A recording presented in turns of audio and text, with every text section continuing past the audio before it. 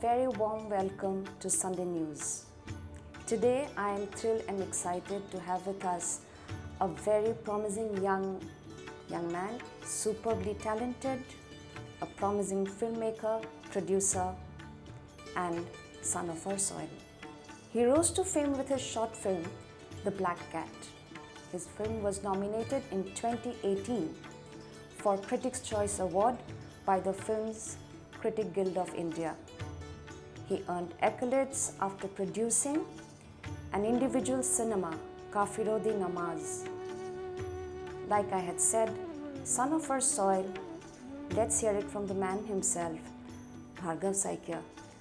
Welcome to our show, Bhargav, and tell us something about your journey from start till date. Firstly, thank you so much for this wonderful introduction you gave for me. And also thanks to Sunday News for having me on this interview today. And this is in fact the first ever interview I'm giving, actually the first proper interview in Assam I'm doing. And for the film I'm making next, this is the absolute first, like I said, this is also a first interview for the film. So thank you once again, and coming back to your question, I grew up, I was born and brought up in the town of Bishnal Charili, and then most of my formative years was spent in this boarding school called the Assam Valley School in Balipara. And in this school actually it was kind of a rediscovery for me, for myself. I felt like I really grew as a person, and also now when I look back at what inspired me to be a filmmaker, or the kind of aesthetic which is inspiring my filmmaking craft, I always throw back to the time I spent at the school and what the teachers gave me as knowledge, or beyond that actually. So everything has come together due to the school. So that's about my time at the Assam Valley School. After EVS, I went to Delhi. I was in DPS Vasant Kunj. I was actually supposed to be there because my father is actually a gynecologist. So me, I've always been inspired by his work and his service towards the society. So I genuinely wanted to be a doctor. So I went to Delhi to take coaching for medical studies. But then filmmaking was also, it was like a calling basically, since ever since I remember watching the first film, there was this filmmaking bug which kind of got ingrained in me, and it grew and grew over the years. So when I went to Delhi, that realization began to happen that maybe I should be involved with films, professionally, not just as a audience. So after Delhi, I took admission in the University of Manchester, and during our time, the internet was there, but it was kind of limited. So the information was also limited for us, and in terms of career options, even though they were out there in the world, but those times are different. Yes. So I went to the UK to study, and it was there I discovered a lot of progressive foreign language cinema, which really inspired me and confirmed this call for filmmaking. And eventually I landed up in Bombay after my graduation, and I joined this film school called Whistling Woods, and that's how my filmmaking journey began. So when you say Bombay, the first thing and Bollywood and filmmaking, the first thing that comes into anybody's mind is the struggle, and was it smooth for you, or did you have to really struggle hard? Correct. Or I think every person who comes to the city of dreams to pursue their dream of filmmaking, for everyone the journey is very unique.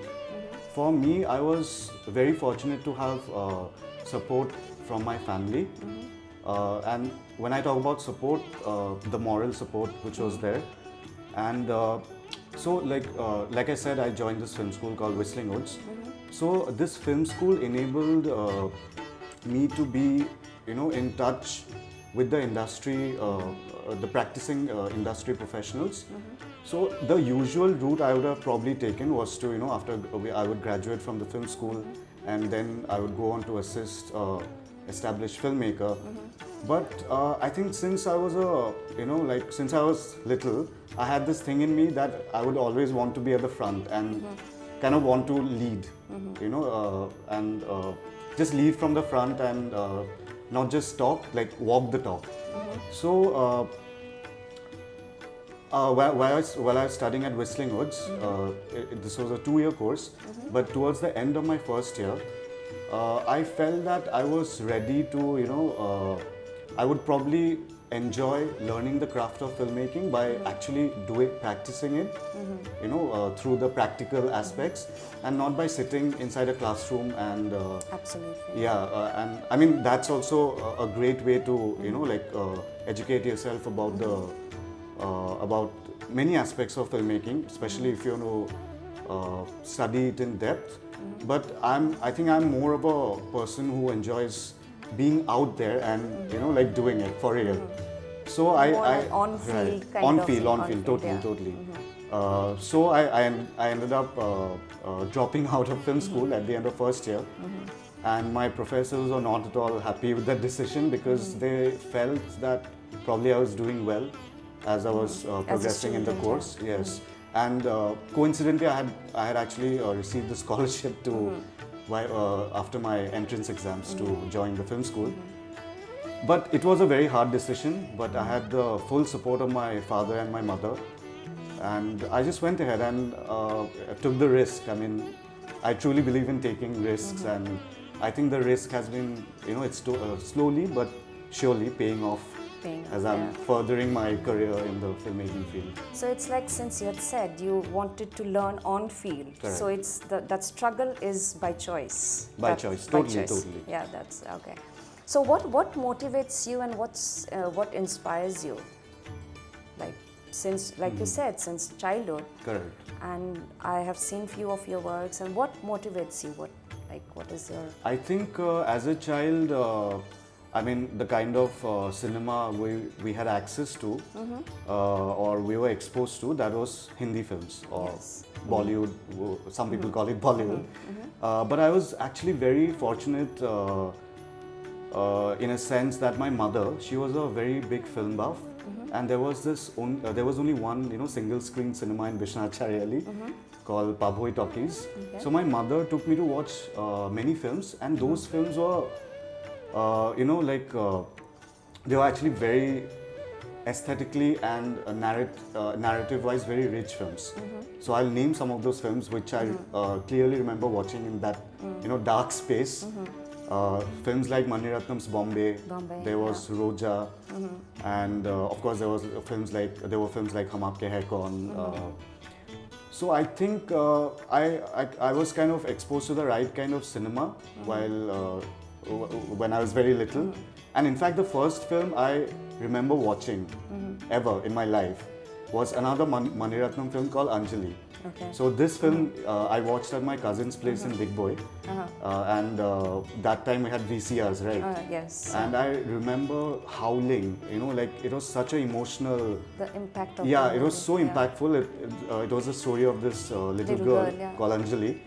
I was like totally in tatters after when the film ended, and I can never forget the impact that film had on me. So this, filmmaking as a tool which affects people, that I think that just became very deeply ingrained. And and when I joined the boarding school, AVS, there I was exposed to more different kinds of films. I mean, that was the first time actually I watched English films. And when I went to UK, I was suddenly the entire gamut of world cinema was thrown at my face, and that is when actually the craft of filmmaking became much more clearer in my head. What maybe there are so many possibilities you can explore through the medium of cinema. Yes. Yeah. So I think inspiration wise, I'm really fascinated by how filmmakers, how film directors can take a written script and make it their own and make, build a make-believe world and invest the audience. Audience, yes. And immerse them in that world. So it's kind of a strange, interaction between the filmmaker and the audience, which really fascinates me and inspires me.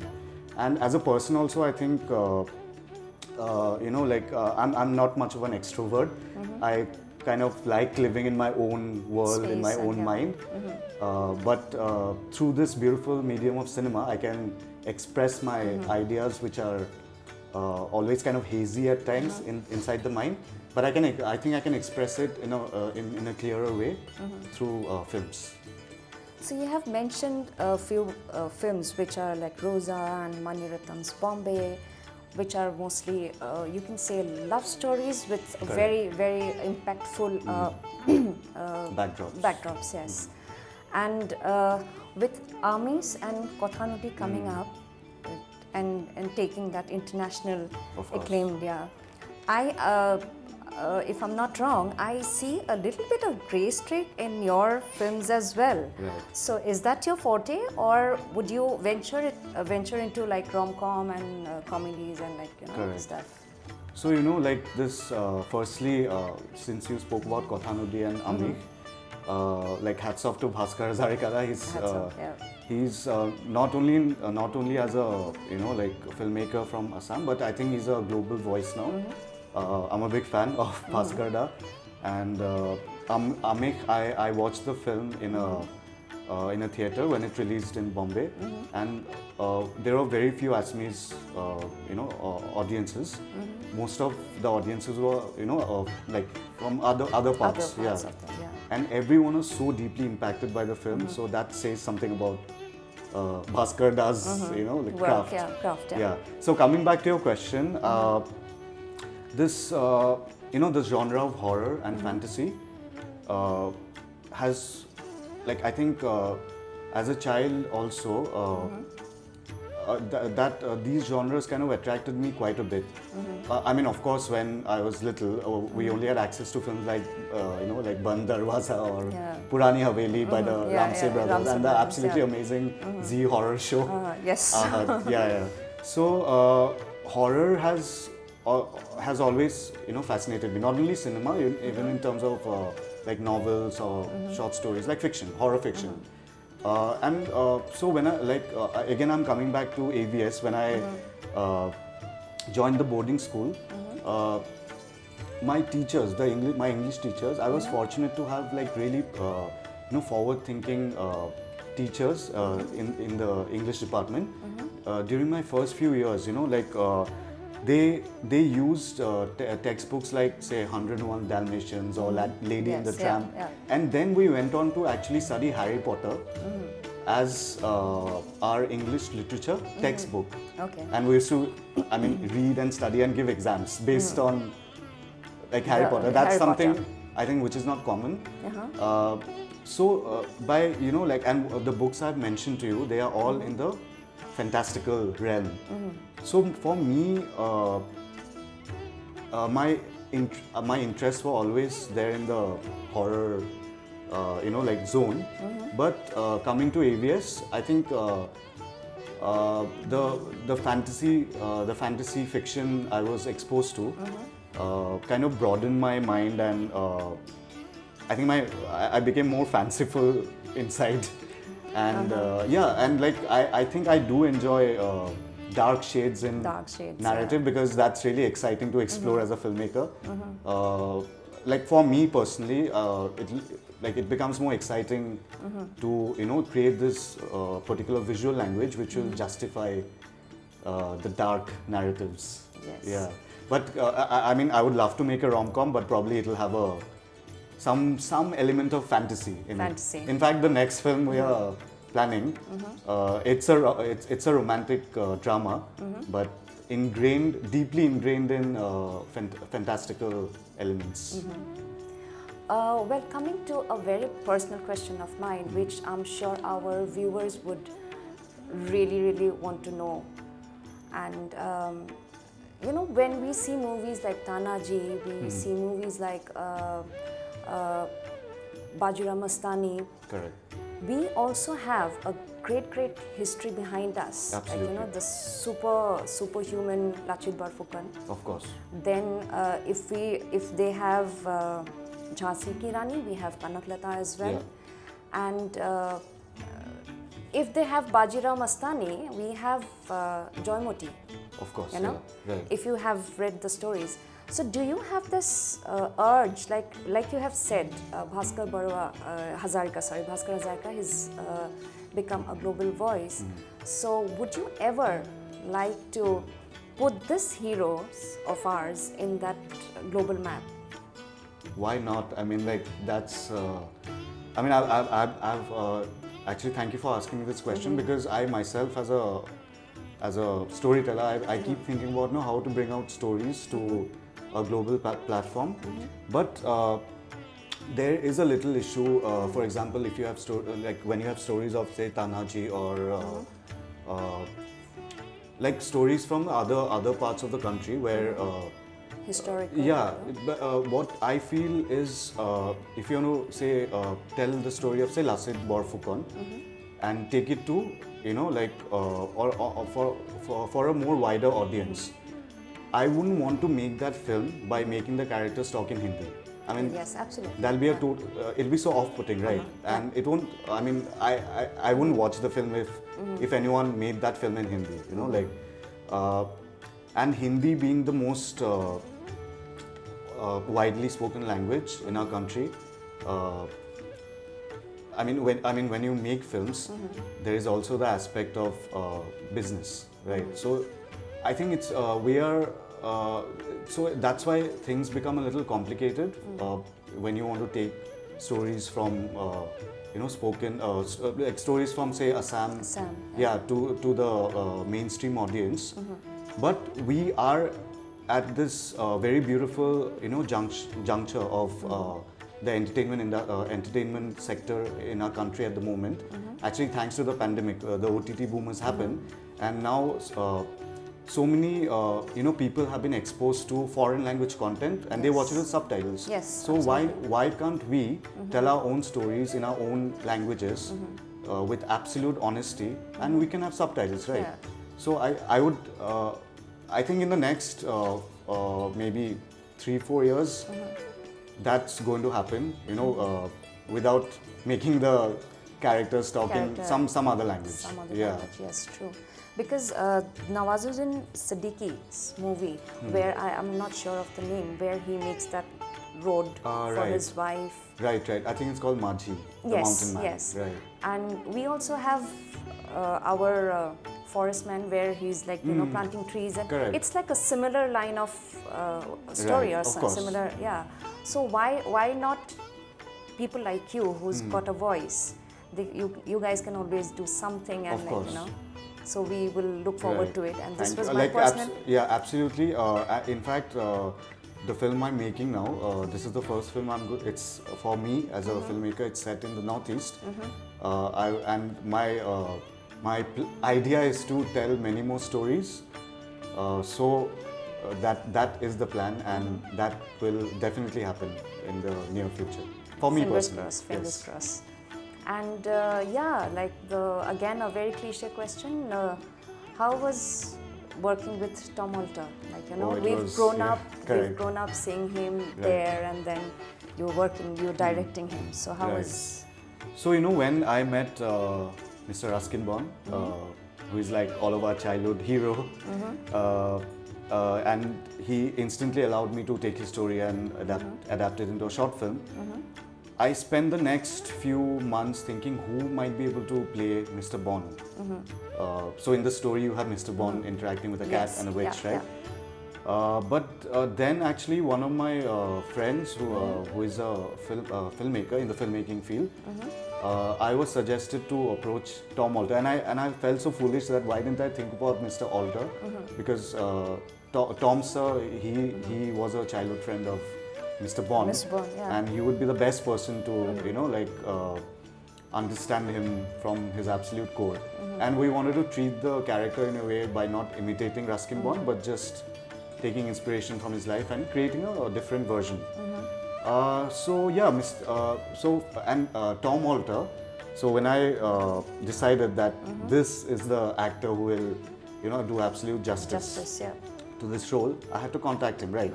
So Mr. Alter, he didn't have a mobile phone.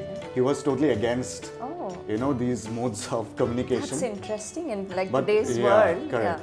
But fortunately, he had an email address which he checks like once, maybe used to check once every week. So I sent him an email, but I got a response the very next day, and he graciously invited me to his home in Bombay, and we met and I narrated the story, and he immediately came on board. And the journey was absolutely very inspiring and wonderful, because he was an actor who has come with so much experience, and being close to Mr. Bond really helped me also as the film's director, to bring out certain facets of Ruskin Bond in the film through Tom Sear's and Ruskin Bond's interaction. So there were many interesting moments while shooting the film where Tom Alter improvised and brought in very small nuances and details, which certain audiences might not be able to make out, but people who know Ruskin Bond will say this is Mr. Bond. Mr. Bond, yeah. So it was a great learning experience, and I feel extremely fortunate actually. So it was more like a student, like a child. Yes, Yeah. like child. Playground, yeah. Correct, yeah.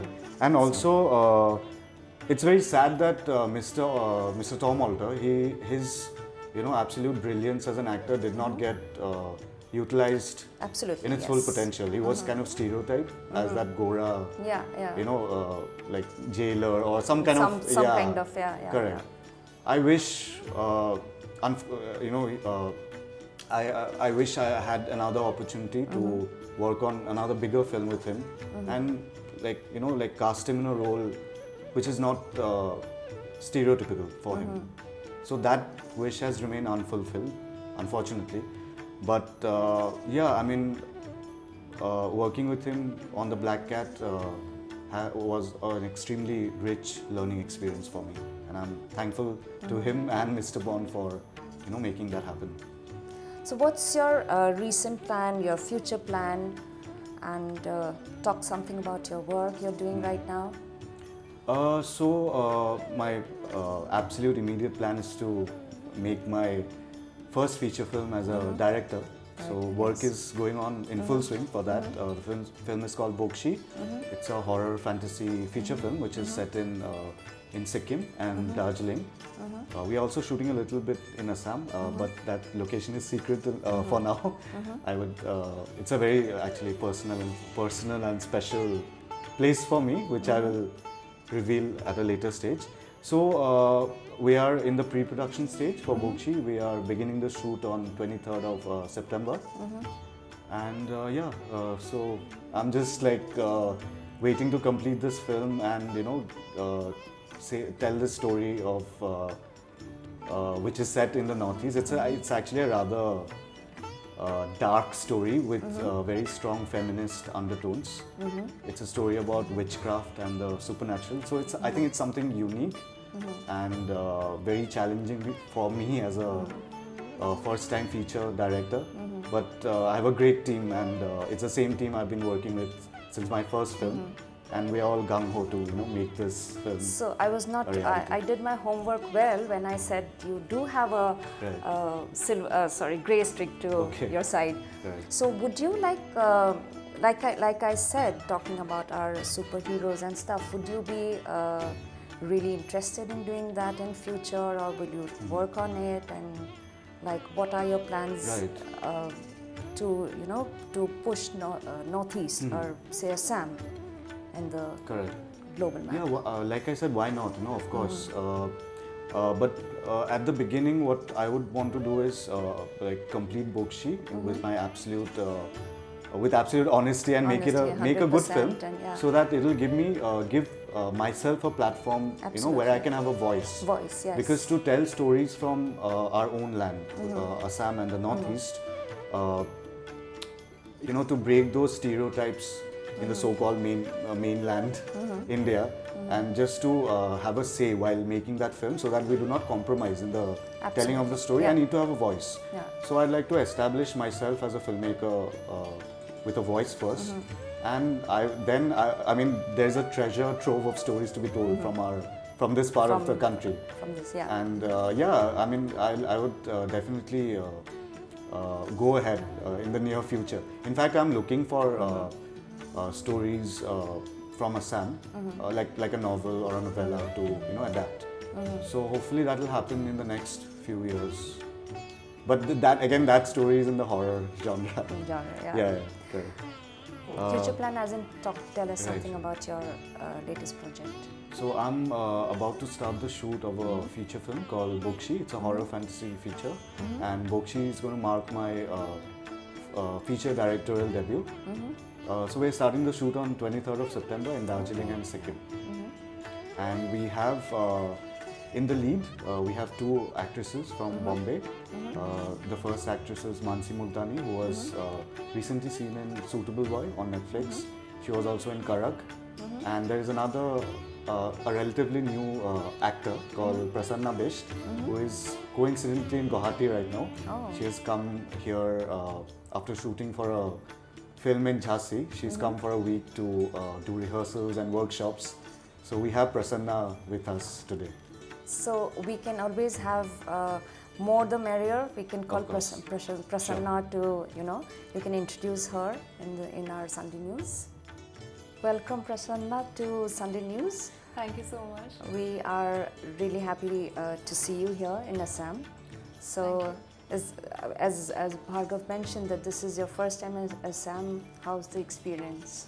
Actually, I didn't get time to go out right now because I'm working on we guys are working on the script and the readings and everything. But I think I'm going on Saturday out with Bhargav's sister to explore the city, and they have promised me the local food also soon, so I hope it's gonna be nice.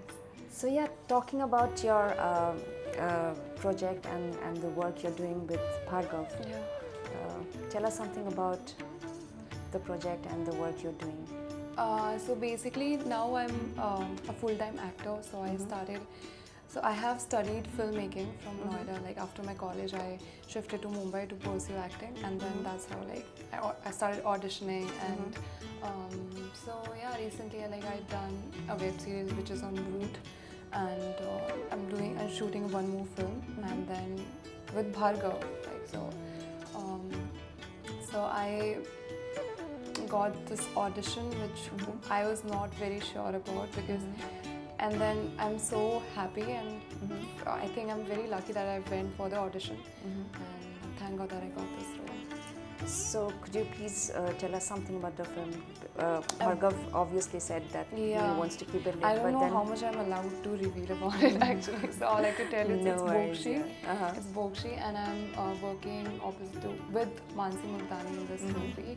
And yeah, all I can say is that I'm very excited for this because it's not a usual stuff that we get to watch, especially I'm talking about in India. And it's the script actually, when I got to read the script, I'm just talking about the section I got for the audition, not even the entire script. It impressed me so much the way it was written and the dialogues and the character. Within that section I could tell that, okay fine, this is something you want to do. Yeah, some good movie that I really want to do. So yeah, that's how it started. Well, Prasanna, we wish you all the best from Sunday News, and welcome to Assam once again. Explore the city, explore the state, and all the best for your future. Thank you so much.